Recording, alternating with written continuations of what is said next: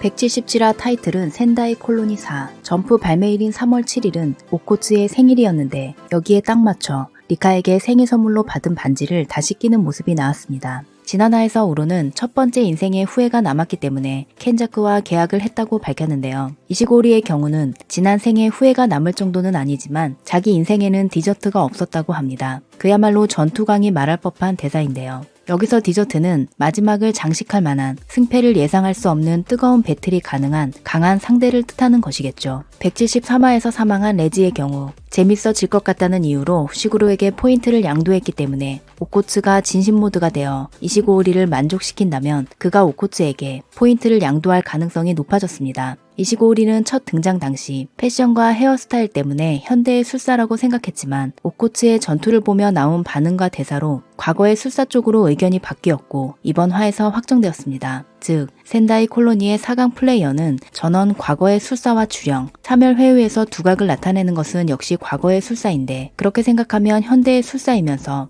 100점을 획득한 히구르마는 대단한 재능을 갖고 있다는 것을 알 수 있습니다. 이시고우리는 원거리 공격뿐만 아니라 체술도 상당한 수준으로 이시고우리의 타격을 받은 오코츠는 높은 주력 출력과 순발력에 놀랍니다. 주력량에 기인한 압도적인 방어력을 자랑하는 오코츠가 제대로 방어하지 않으면 나라도 데미지를 받는다고 말하는 것을 보면 플레이어 제1의 주력 출력에 의한 주력 강화의 레벨이 어느 정도인지 짐작할 수 있습니다. 또한 이시고우리는 전신에서 주력 출력이 가능한 것으로 보이고 오코츠의 혼신의 일격을 방출시킨 주력으로 받아내는 데다 이것을 그대로 공격으로 전환해 날려버립니다. 제로거리에서 공격을 받은 오코츠는 오른손이 거의 사라질 정도의 데미지를 입고 날아가는 오코츠의 뒤에서 이번에는 우로가 공격해옵니다.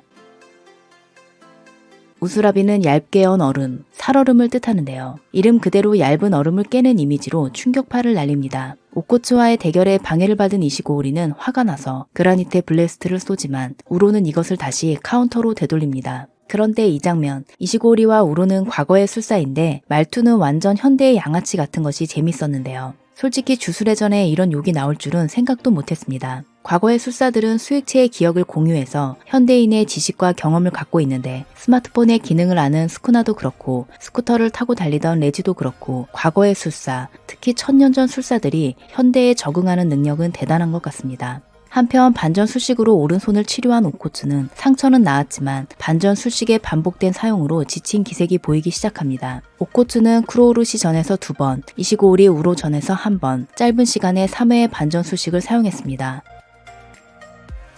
반전 술식은 주력이라는 마이너스 에너지를 곱해 플러스 에너지를 만드는 기술로 보통의 술식보다 주력 소비가 많을 거라고는 생각했지만 아마 상상 이상인 것 같습니다. 오코츠의 주력량은 고조보다 많지만 고조는 유관 덕분에 술식 발동 시 손실되는 주력이 제로에 가까워서 항상 주력이 맥스인 상태이고 오코츠는 술식을 사용할 때마다 줄어들기 때문에 주력 고갈의 가능성을 시사한 바 있습니다. 현재 오코츠가 있는 곳은 이곳, 리카가 있는 스타디움에서 400m 이상 떨어진 장소인데요. 그는 아마 리카를 소환해 전력으로 싸울 때 주변에 미치는 피해를 고려해 일반인이 모여있는 스타디움에서 멀리 떨어지려고 한 것 같은데 이제 지체할 수 없다고 판단, 드디어 반지를 손에 끼며 리카를 부릅니다.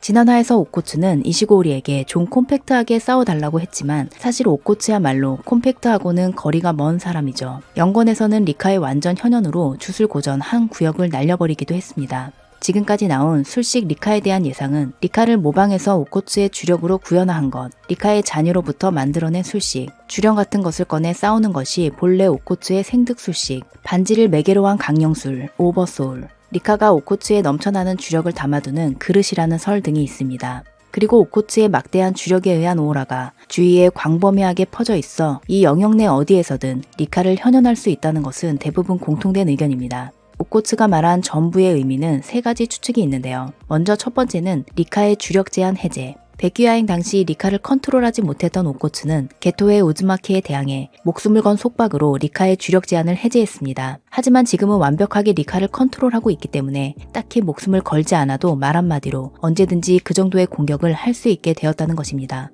두 번째는 오코츠가 리카에게 준 주력. 이것은 리카가 오코츠의 주력을 담아두는 그릇이라는 추측과도 연결이 되는데 리카를 구성하는 주력은 전부 오코츠의 것. 다시 말해 오코츠와 리카가 서로 주력을 공유하고 있다는 것이 됩니다. 세 번째는 리카의 완전 현현, 특급 과주원령. 오리모토 리카의 완전 현현은 등장한 적이 있지만 리카는 아직 손과 얼굴밖에 나오지 않았습니다. 이 모습이 일부에 불과하다면 오코츠의 전부는 전신을 가리키고 작중 처음으로 리카의 완전 현현을 볼 수 있을지도 모릅니다. 오코츠의 주력이 끝이 보이기 시작했을 때 이시고오리는 아쉬운 듯한 표정을 지었습니다. 그는 오코츠를 이긴다는 기쁨보다는 이번에도 디저트를 만나지 못했다는 슬픔이 더 커 보이는데 마음 같아서는 고조나 스쿠나 같은 최고급 디저트를 맛보게 해주고 싶네요. 센다이 콜로니에서 적어도 하나의 룰 추가는 성공할 것으로 예상되는데 이제는 이타도리와 히구르마의 전투가 끝나 포인트를 양도하는 룰이 추가되는 타이밍도 중요해졌습니다. 그리고 캐릭터가 줄줄이 떨어져 나가는 사멸회유 편에서는 그 캐릭터가 가진 스토리가 생사와 연결되므로 두 사람을 동시에 보내지 않는다면 후지와라라는 폭탄을 떨어뜨려 일주일 동안 주술회전 커뮤니티를 달군 우로가 이시고오리보다는 오래 살지 않을까 싶습니다. 그럼 저는 다음 영상으로 돌아오겠습니다. 구독과 좋아요는 큰 힘이 됩니다. 영상을 시청해주셔서 감사합니다.